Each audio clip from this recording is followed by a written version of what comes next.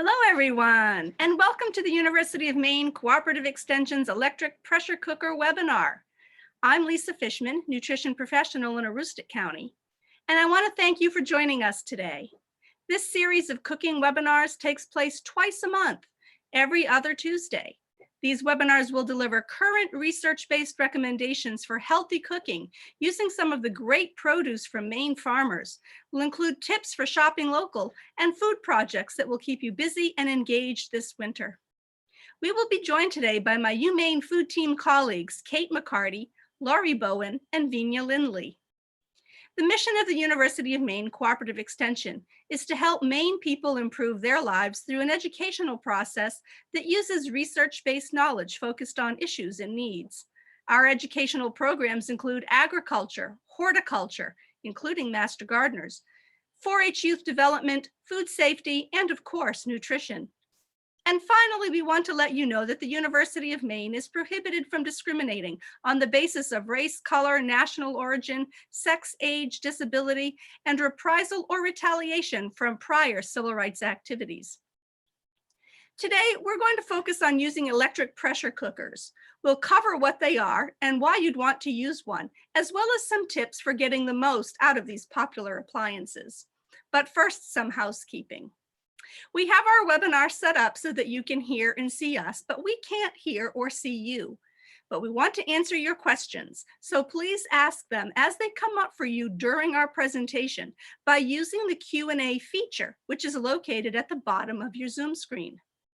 Thanks again for joining us. Now let's get started. Let's begin by discussing what an electric pressure cooker is and how it cooks your food. These appliances consist of an airtight container that seals food and liquid inside. An electric heating element adds heat, which causes the liquid inside to boil.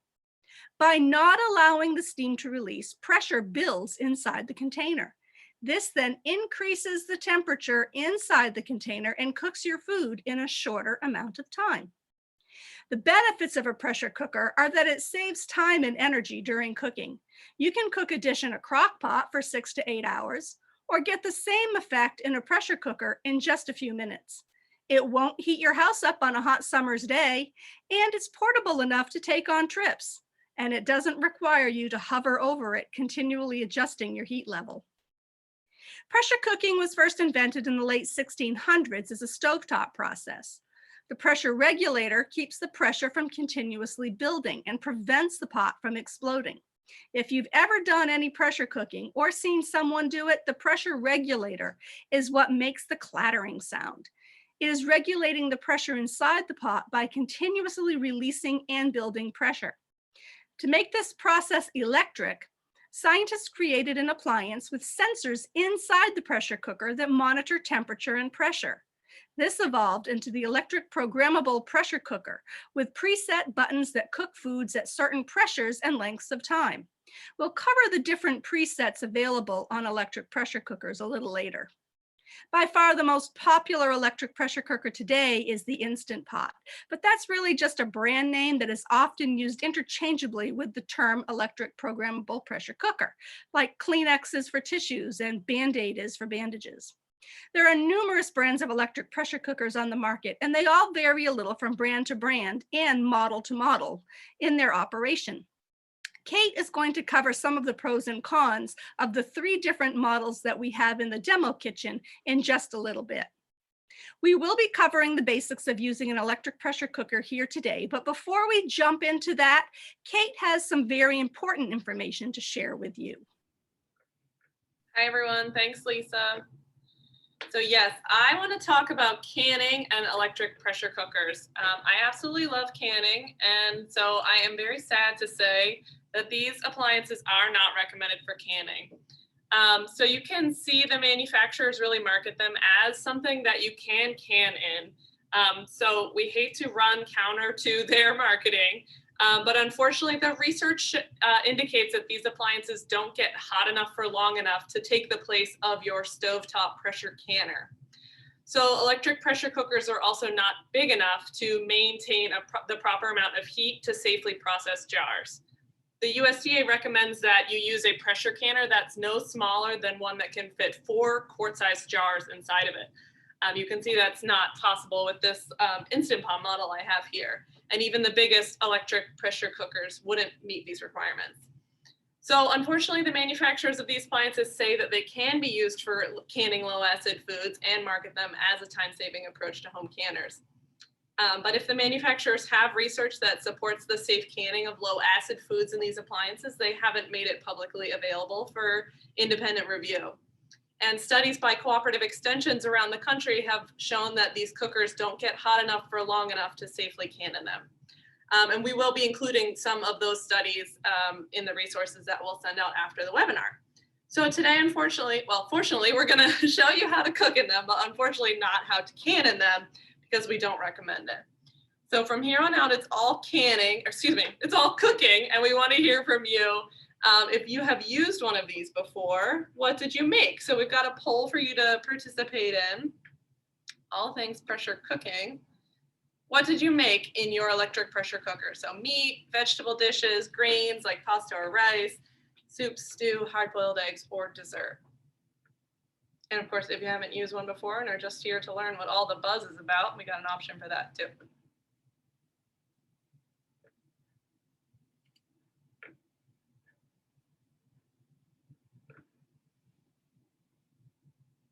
All right. Got most of our results in. Thank you all for participating. A lot of you, it looks like the majority of you who have used one have used it for meat, which is interesting, with grains and soup stews in a close second place behind that. And a fair number of you haven't used one at all, which is great. So I'm kind of new to it. Obviously, I've been using it a lot for researching this webinar, and I've also found it's really great at cooking meat really quickly. So I'm with you on the meat. All right, so thank you for your input there. And we're gonna go back to Lisa. She's gonna walk us through the parts of the electric pressure cooker. Thank you, Kate. And so basically electric pressure cookers can be broken down into 3 basic parts. And the first one is going to be the base. The liner pot is the second one, and the lid is the third. So the base is where you'll see the control panel and either a port for the electrical cord or the electrical cord itself. Inside the base is going to be the heating element, and you'll never, ever, ever, ever want to prepare food or cook food in the base. That is meant to stay dry as can be and not ever come in contact with food. The next thing you're going to see, we need to talk about, is the liner pot itself. This is the pot that you're going to be using where all of your food preparation happens. It could be made of either stainless steel or Teflon, depending on your manufacturer, and it could be removable or it might not be, depending again on what model you have and what brand you're using. You may be able to pop that inner pot right out, or you may have to keep it inside and just wash it inside the base unit. This is where all the cooking is going to happen. And in the liner pot, there are always going to be a couple of line indicators. One will say half max and one will say 2/3 max. You never, ever, ever, ever, ever want to go over the 2/3 mark. Okay, that could just be disastrous in how the pot performs, and you don't want to go over that 2/3 mark, and that's with liquid and content, food content combined. If you're using something that's very starchy, that's going to give off a lot of foam, like baked beans or rice or other grains, you don't want to go past that half mark. Again, because you're going to have too much volume in that pot for the pot to work properly. It could malfunction. It could be a safety issue. The food might not cook properly to a safe temperature. So just adhere to the 2/3 and the half liner marks inside that liner pot. And then the thing we want to talk about next is the lid. And we have 2 parts of the lid we want to talk about, the inside and the outside. So here's a picture of the inside of the lid. And this is, again, the brand that I'm most familiar working with is the Instant Pot. And so that's what our pictures do depict. Other models may look a little bit different than this and may behave a little differently. But because I am most familiar with this model, that's what we're going to be talking about. So on the inside of this lid, there's a few parts that we'll point out, especially a little bit later when we take it all apart, and that there's a sealing ring that runs around the inside of the lid of the pot. In this picture, it's white and kind of clear. Then there's also a little rail that is holding that ring in place. So we have the sealing ring and the sealing ring rack. And then in the center upper part of the picture, in stainless steel, there's a little button on the left that's covered in white. That's a silicone cap, and that is actually holding another part in place. And when we flip the lid over shortly, we'll be able to see exactly what that cap is holding in place, but that's a silicone cap. To the right, there's a little metal piece. It looks almost like the top of a salt shaker, and that is called the anti-block piece, and that is keeping the vent tube that it's covering from getting clogged up with little pieces of food, with bits of herbs, with foam, with starch. So that is anti-block shield is in place to prevent our vent tube from getting clogged up. If you flip that cover over and, oh, there we go. Look, I didn't realize that I had taken a great picture of what that vent tube looks like once that anti-block shield is taken off. You can see that inside there is the vent tube, and that's how steam is going to release from this pot, is it's going to filter up through this vent tube and come out on the other side. So it's important that it's not clogged up, that we allow the free flow of steam to escape the pot when the time is right. So then we flip the cover over, and the most important thing you're going to see on the top are these two parts here. The one on the left where it says sealing and venting, that is the sealing arm, and that tells the pot whether or not you're sealing it up to hold steam in, which is where you would point that arm toward the sealing area. Or if you want the steam to come out because you're finished with your cooking and you need to release pressure, you'd flip that arm down to the venting position, which will open up and let the steam out. The button to the right, in this Instant Pot model, this is a 6-quart model. My float valve, which is this little silver button to the right, is actually recessed down inside my lid. Now, other models of electric pressure cookers may have that button at a level with the plastic on the top of the lid. It's not recessed down in, and so that's fine too. Either way, when the pressure is built up inside our pots when we're cooking, that pin will rise up. In this case, my pot, the pin will rise up to be level with the cover. In other models, it might rise up above the cover, and either one is fine. So those are the two most important parts that you want to be paying attention to on the top of the pot. So then we're going to be looking at the control panel. So part of the base is the control panel that you see here. Now, that's the number one way that people get really put off by using electric pressure cookers, is they take a look at all these buttons and they think, oh my God, it's R2-D2. And they immediately shut down, put it back in the box and say, no way for me. So we're going to sort of deconstruct the fear factor here. We're only going to talk about some of the buttons that you're going to want to be most familiar with. A lot of the buttons that are labeled with different food parts, like meats and stews or rice or yogurt, porridge, those are all preset buttons, and you don't necessarily need to concern yourselves with those right now. Those are maybe buttons you'll explore and play with a little later on, but you want to know, first of all, 3 buttons: the saute button, the pressure cook or manual button that might be called on yours, and the cancel button. Those are the 3 biggies you want to get to know. So the first one we're going to talk about is the saute button. And Laura, you want to go back one on that? Perfect. So the saute button on my particular pot is located down in the left-hand corner. Now, saute is exactly the function that you would do on your stovetop if you were going to be browning meat that you were going to be putting in your pot to make a stew, for instance, or if you were cooking down your aromatics, your garlic, your onions, your celery, if you were making a soup or a stew. And normally directions for making a soup or a stew would have you cook those down a little bit first to release a lot of their flavor before you would continue on with your recipe. So the saute feature takes away that extra step of having to dirty another pan on your stove by either browning off that meat or sauteing down your aromatic ingredients. So you would set the saute button by pushing the saute button on your pot. And then you would want to control how much heat that you're sending to your pot. Now, if you were on your stovetop, you would either choose a low, medium, or high. But on the electric pressure cookers, on the Instant Pot specifically, it doesn't give you those options, but it does let you choose a less, normal, or more. And that translates directly as low, medium, or high. And you can see in the picture, it's circled in white where that display would be. So if you press saute once, one of those lights will light up. And if you press it again, it'll bounce back and forth between the less, normal, and more until you get to the setting that you want. Normally, if you were going to be sauteing down some onions and celery and garlic for a soup, you tend to put it on a medium high. So you could select the more setting, and that's going to be a great temperature for you to saute at.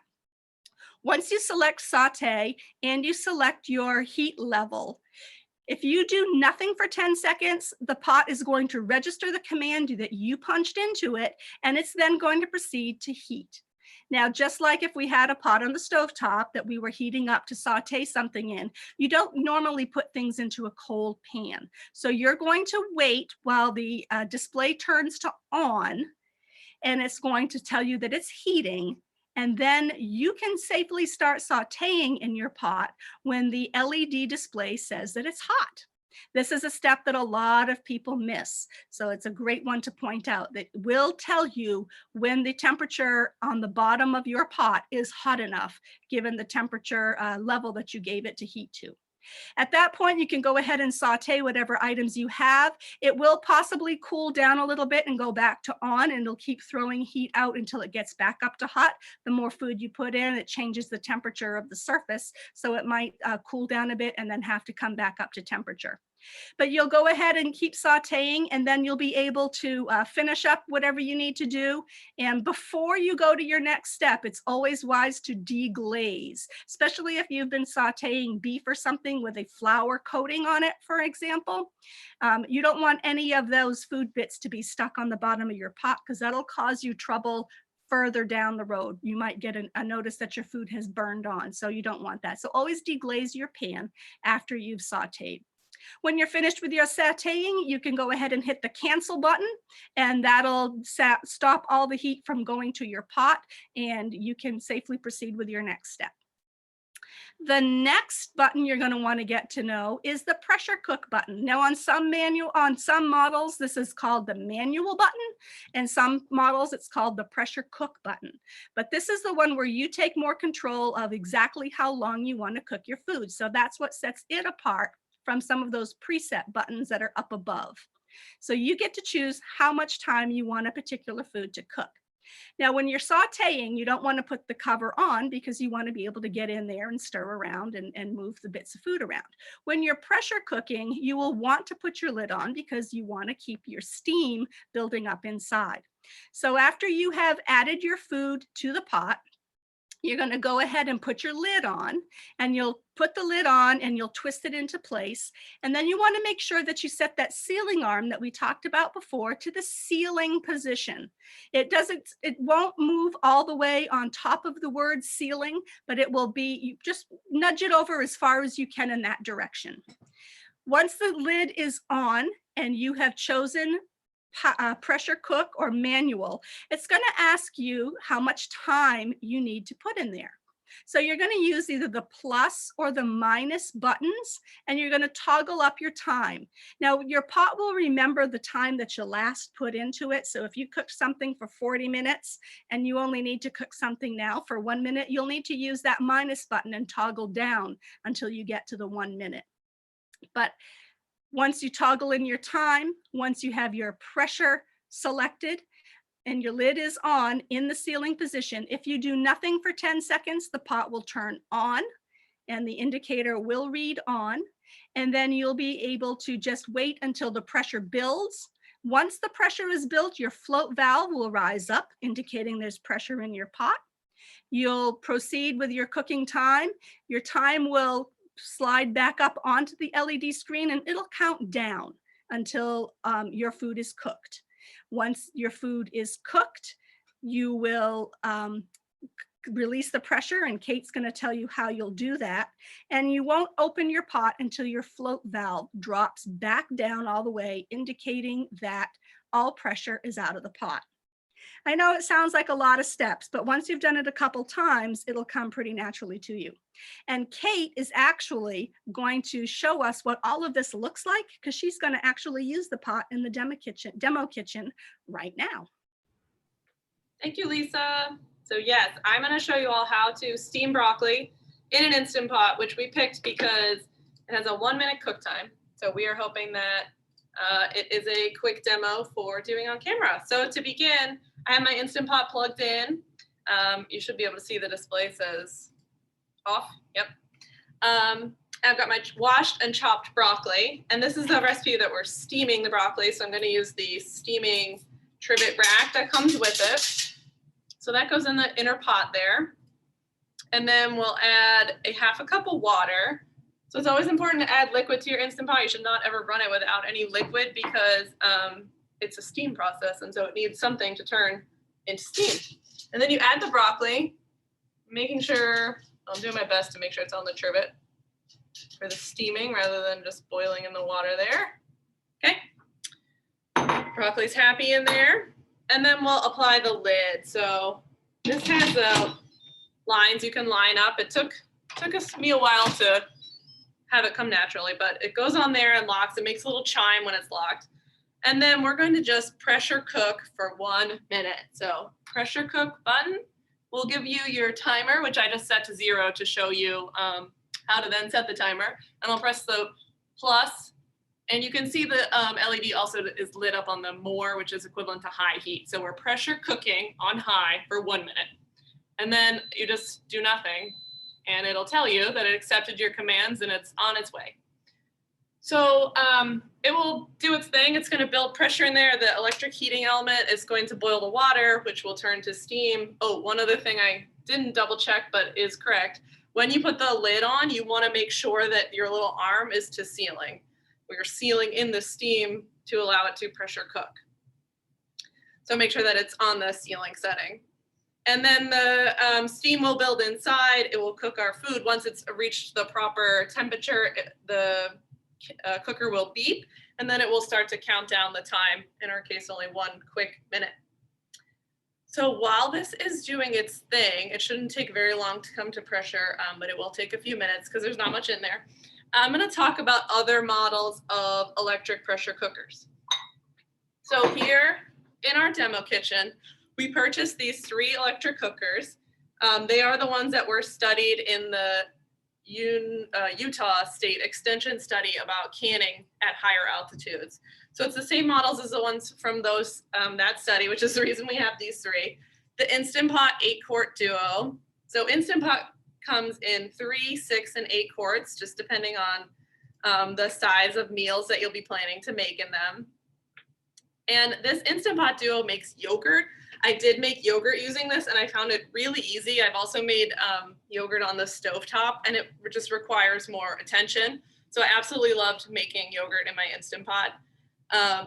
Other models might not have that setting. So to incubate your yogurt, it cooks it at a lower temperature. So if you're interested in making yogurt, just make sure you pick a model that has that capacity. So for instance, the Power Pressure Cooker XL does not make yogurt, but it comes in a 10-quart model, which is what this is. So it's very big if you want to be cooking larger meals.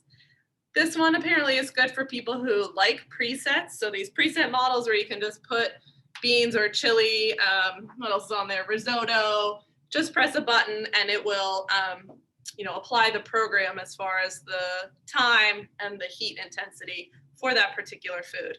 You can, of course, create your own time recipes with the manual. So it's really up to you whether you prefer to just use the manual or the preset. But this one, I guess, is good for people who like a preset. I find this lid really clunky. If you, like the Instant Pot, own one, you would get used to it. It just really is hard for me to figure out how to line up and take off. There. The Power Pressure Cooker XL is one that has a nonstick liner on its inner pod. And I read that some people have trouble with the liner starting to flake off, and you would be concerned about scratching it through it if you used metal utensils or improperly washed it. So some people didn't like that. It's up to you if you want a nonstick liner or not. My pressure cooker is making a little noise over here, so I'm just checking in on it to see if it has anything for me to show you. The next step it's going to do is the little float valve that Lisa was telling you about is going to be pushed up as the pressure builds inside the canner, which I think this might be headed towards. The little float valve's moving around. So Lori, can you switch to the overhead camera to show people this little red button? You can see it's got some movement, and I don't know if you can hear it, but it's kind of hissing. So as the steam forms inside the canner, excuse me, cooker, it's pushing up underneath on this flow valve and going to cause it to be pushed up, which is a visual indicator to you that there's pressure inside the cooker, and you should not attempt to take the lid off while it's got pressure inside of it. That could result in burns, maybe damage to your equipment. So this is, while we are paying attention to this step is not something that requires your attention. You can, this is really just kind of a set it and forget it until it beeps appliance.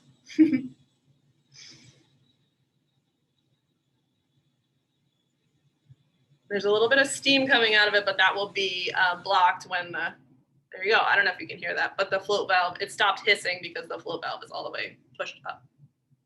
And there's no steam coming out of either one of these ports on the lid anymore. But it hasn't beeped yet, so that means it's not fully up to pressure. So it's still doing its thing. Okay. And if I could add, Kate, that you can see on Kate's lid that there's some plastic parts and there's some metal parts. The plastic is not conducting heat at all, but the metal parts of the lid get very hot. So you'll want to be very careful of the metal parts of that lid. Right, so hot. So hot already. This thing heats up really fast, like the saute feature, it happens fast. So you can see it's switched from its on reader to the time. So it's just gonna time its 1 minute, and then it'll be done. All right, so let me quickly get to the other pressure cooker. So the other one we have, besides the Power Pressure Cooker XL, is the Nesco Smart Cooker. I believe these units are all around the same price, between like 100 and 120. I did just see the Instant Pot on sale somewhere for 60, so you might be able to find a better sale price for the Instant Pot. Oh, I don't have time to tell you about the Nesco cooker right now because my broccoli is done. So you can hear the beeping, which is great. Because we're going to show you the quick release. And so this is something for broccoli that you want to get right to. So as soon as you hear it's done cooking, you want to move to release so that you don't overcook your food. Some other recipes might have you do a natural release where the pressure cools down on its own. But what I'm going to do is move the sealing arm from its sealing position to its venting position, and then let all that steam exhaust itself. And I'll also be looking for the float valve to fall down back into the pot to tell me that it's safe to remove the lid. All right, here we go.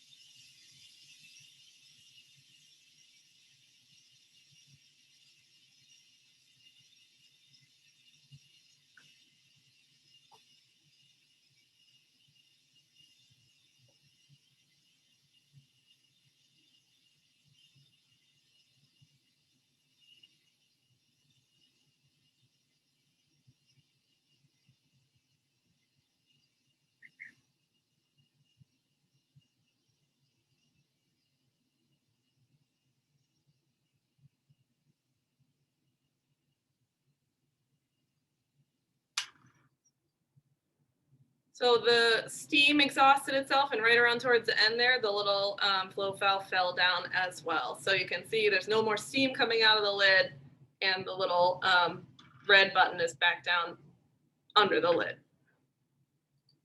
So now I know it's safe to remove my lid, which you can do by just twisting and removing. And the Instant Pot lid on this model fits in the handle, which is nice. Lisa taught me this. So I was always trying to find a place to put this hot, steamy lid in my kitchen, which I am going to do right now since it's in the way of my face. All right, so we've got our broccoli here on its trivet.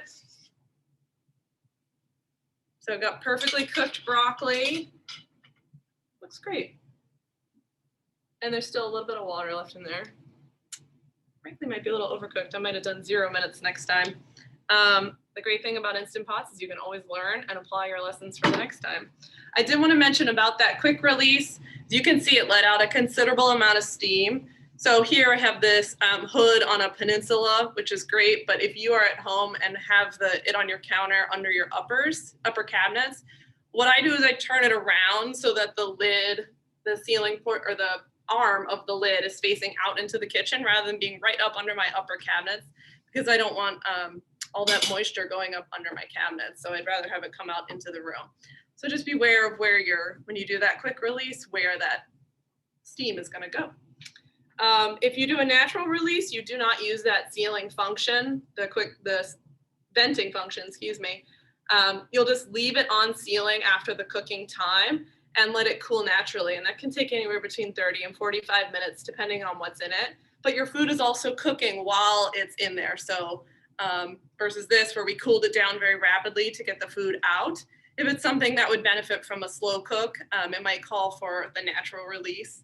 Or there's a hybrid release where it might say, do a natural release for 5 minutes and then quick release. If you're cooking hard-boiled eggs, you'll pressure cook them on 5 minutes, on high for 5 minutes, do a 5-minute natural release and then quick release, and then put them in an ice bath to stop the cooking. So that's called the 5-5-5 method. And you'll see that a lot in Instant Pot recipes. All right, let me check back on my notes to see what else I might need to share with you. Oh, I do want to mention that you do need to adjust for altitude when you're pressure cooking. So here in Maine, we don't have a lot of towns that are over 2,000 feet of elevation, but this is a webinar, so you could be joining us from anywhere in the country. And if you are over 2,000 feet, you need to add more time to ensure that your food is cooked as the recipe wants it to be. So the formula is to add 5% of the total time for every 1,000 feet that you are above 2,000 feet. So if you're below 2,000 feet, no adjustment needed. Above 2,000 feet, for every 1,000 feet of altitude, you need to add 5% of time.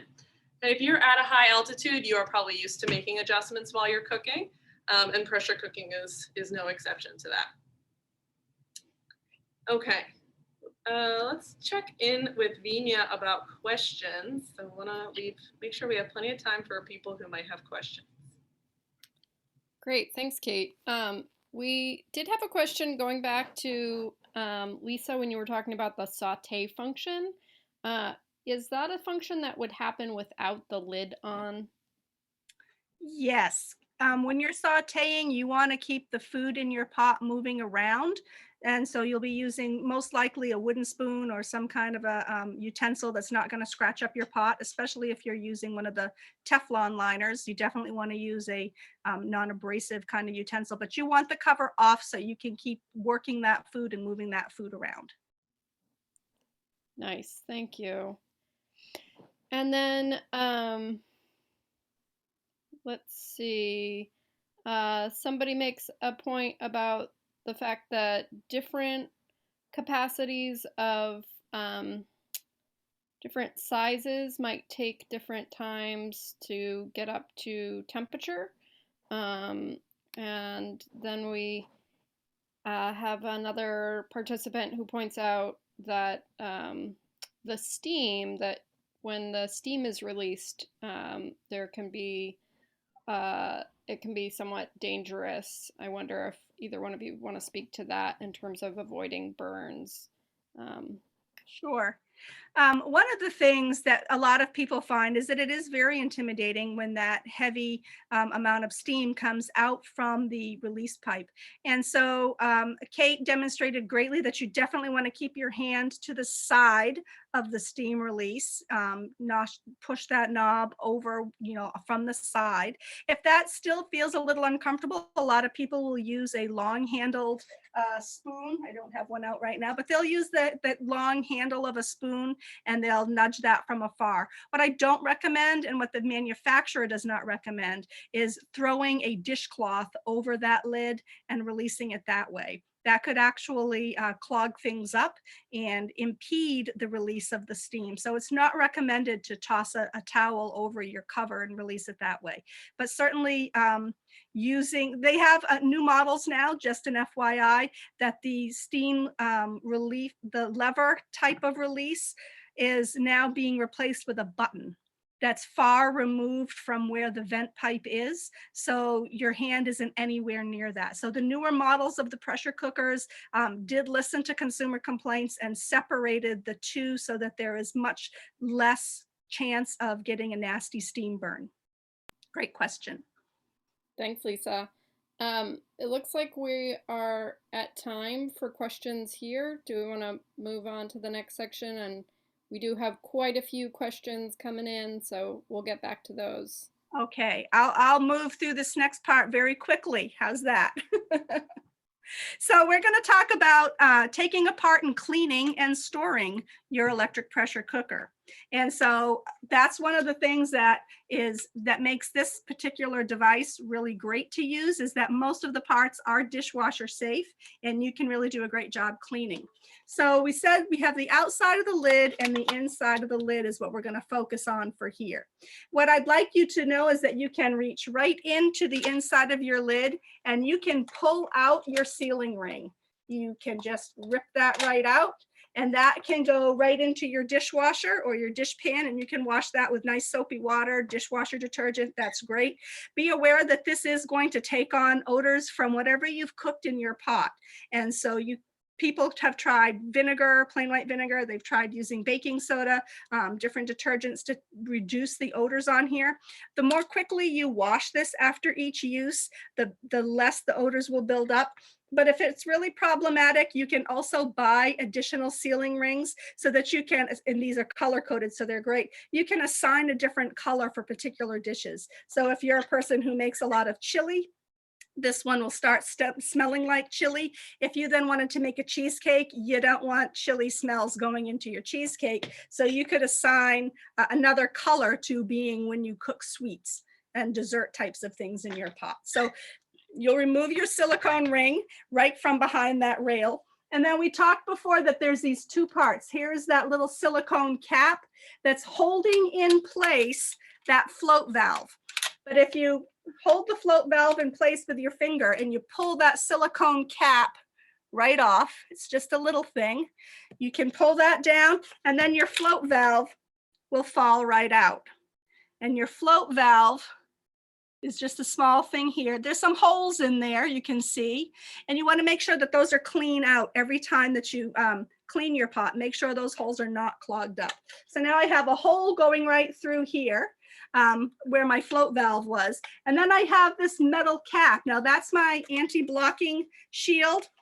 I'm going to stand up to show you this. If you take your two thumbs and you push up against the wall, the edge of your pot, this will pop right off. And that is covering your steam tube right there. That's where your steam is leaving your pot. So you can pop this right off. It looks just like a cover to a salt shaker. Clean that thoroughly and make sure there's no clogs in there.